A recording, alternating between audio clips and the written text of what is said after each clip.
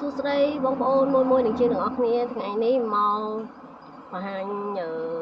ទីតាំងហាងផ្ទាល់បងចាខ្ញុំជាហាង Linda និងជាងលីកំពតជាតំណាងចែកចាយ DJD អូតូផ្ទាល់បងណាចានៅក្នុងក្រុងកំពតទីរួមខេត្តកំពតបងចានេះកន្លែងហាងទីតាំងខ្ញុំផ្ទាល់ណានេះកន្លែងខ្ញុំធ្វើការអានេះតុកអាប់ដេតថ្មីដែរបងហើយម៉ាស៊ីន DJD អូតូបងណាម៉ាស៊ីនតេស្តម៉ាញ់អូតូក៏មាន DJD អូតូក៏មានយមឧបករណ៍តេស្តប្រព័ន្ធអេឡិចត្រូនិកទំនើបច្រើនណាស់បងប្រព័ន្ធម៉ូតូជួសជុល Smart Key ប្រភេទឡចំហុយចំគៀងចង្គៀងក៏មានដែរបងណានេះបងនេះឧបករណ៍អានេះជាម៉ាស៊ីនបងណាម៉ាស៊ីនចំហុយសុំចង្គៀងបងចាបងដែលធ្លាប់មើលវីដេអូខ្ញុំមុនបែរឆ្គាល់ហើយបងឆ្គាល់អានេះច្រើនហើយប្រភេទតេស្តអាលាដេក៏មានដែរបងណាហ្នឹងសិតអាលាដេបងហ្នឹងតេស្តអាលាដេអានេះជាកែវដែលដាក់នៅក្នុងសុំចង្គៀងកុំឲ្យជ្រាបទឹកហ្នឹងបងណាវាសម្រាប់បងជាងដែលគាត់លេងគុជបងចាគាត់ជាប្រភេទគាត់លេងគុជច្រើនណាបងណាលេងគុជនឹងសុំចង្គៀងអីហ្នឹងគាត់ប្រើអានេះត្រូវបងហើយអានេះឧបករណ៍តេស្តអាគុយ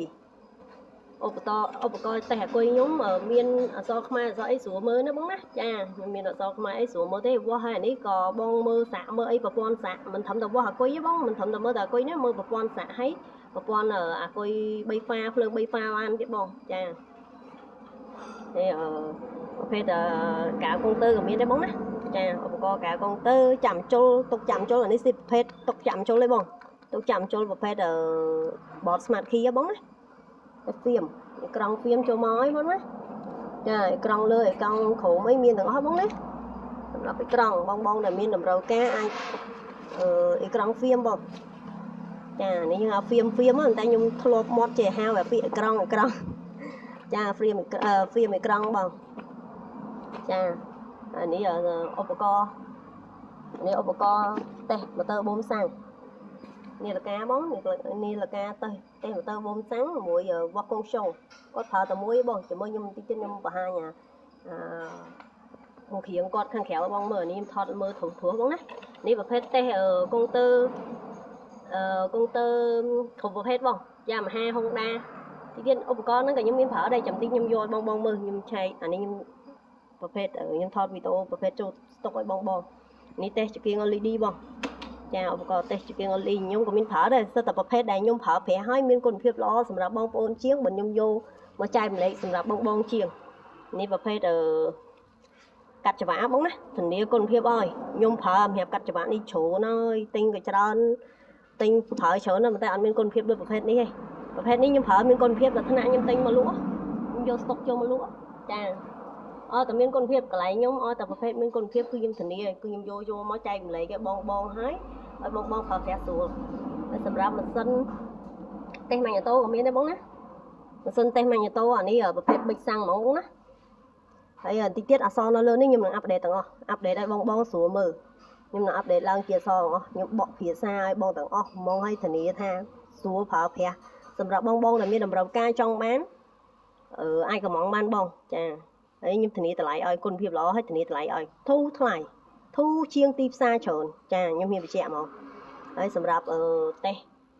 ម៉ាញ់អូតូដែកម៉ាញ់អូតូជ័រគឺបានទាំងអស់បងណា FI តកូ FI Vespa យ៉ាមហាគ្រប់តកូទាំងអស់បងចង់និយាយថាគ្រប់តកូហ្មងអានេះ full set ហ្មងចាហើយខ្ញុំរៀបជា set ចេះខ្ញុំរៀបជា set សម្រាប់បងដែលចង់បាន set ដូចខ្ញុំនឹងរៀបជា set ឲ្យសម្រាប់គាត់អត់ចង់បាន set គាត់ចង់បានត្រឹមតែតេស្តម៉ាញ់អូតូទេខ្ញុំនឹងដាក់រៀបមកឈុតតេស្តម៉ាញ់អូតូឲ្យសម្រាប់បើគាត់ចង់បានជា set តេស្តទាំងម៉ូទ័រតេស្តទាំងប៊ិចគឺខ្ញុំរៀបឲ្យបានបងសម្រាប់បងដែលមានតម្រូវការមកណាចាចូលស្តុកច្រើនណាស់បងបានហើយខ្ញុំធានាគុណភាពឲ្យហើយការបរៀនប្រើប្រាស់ក៏ច្បាស់លាស់ដែរខ្ញុំបរៀនប្រើប្រាស់ច្បាស់លាស់ធានាឲ្យបងនេះឧបករណ៍ដែលខ្ញុំចូលកន្លែងខ្ញុំធ្វើការនេះអវ៉ាន់មួយរយៈហ្នឹងអវ៉ាន់ចូលច្រើនមកតែខ្ញុំអត់បានធ្វើវីដេអូនិយាយអំពីអវ៉ាន់ដែលចូលមកអវ៉ាន់អីខ្លះតែថ្ងៃនេះមកថតវីដេអូផ្ទាល់ឲ្យបងហ្មងហើយចំពោះមួយទៀតបងពិសេសខ្ញុំថាពិសេសគឺពិសេសហើយសម្រាប់បងដែលមានតម្រូវការចង់បានម៉ាស៊ីន scan tape ខ្ញុំនឹងធ្វើកម្មវិធីថ្មីនឹងធ្វើបើកសិទ្ធិពិសេសសម្រាប់បងជាងដៃថ្មីដែលគាត់ឡើងមកចង់បានប្រើម៉ាស៊ីន scan ខ្ញុំធានាតម្លៃឲ្យតម្លៃដែលខ្ញុំដាក់ឲ្យគឺក្រោម 1K ចាក្រោម 1K ហើយគុណភាពខ្ញុំធានាឲ្យមិនមែនថាអាវ៉ាន់ខ្ញុំ គ្រូមកខេហើយលេងអាវ៉ាន់អត់គុណភាពប្រើកាត់មែនទេបងណាហើយការប្រើប្រាស់ការបរិញ្ញាគឺច្បាស់លាស់ខ្ញុំហ៊ានធានាទាំងគុណភាពនិងតម្លៃឲ្យព្រោះអីហាងរបស់ខ្ញុំផ្ទាល់គឺផ្ដោតទៅលើគុណភាពហើយ DJD អូតូនេះមួយបងអត់មានកូពីទេបងចាក្រុមហ៊ុន DJD អូតូនេះមួយក៏អត់មានកូពីទេហើយសម្រាប់ម៉ាស៊ីនតេស្តម៉ាញ់អូតូរបស់ខ្ញុំអញ្ចឹងដែរអត់មានកូពីសោះព្រោះកូពីអត់បានប្រភេទនេះមិនអាចកូពីបានទេបងហើយខ្ញុំធានាអាវ៉ាន់ទិញចេញពីខ្ញុំមកទិញចេញពីខ្ញុំទៅគឺសុទ្ធតែមានគុណភាពខ្ញុំធានាលើអាវ៉ាន់ដែលខ្ញុំលក់ចាសម្រាប់បងដែលមានតម្រូវការអាចតាក់ទងមកហាងខ្ញុំផ្ទាល់បានហាង Linda នៅជាងនេះកំពតលេខទូរស័ព្ទ Telegram ខ្ញុំផ្ទាល់071 298 ការ៉េ1បងតម្រាប់និយាយញាប់បងដល់ពេលនិយាយទៅរៀង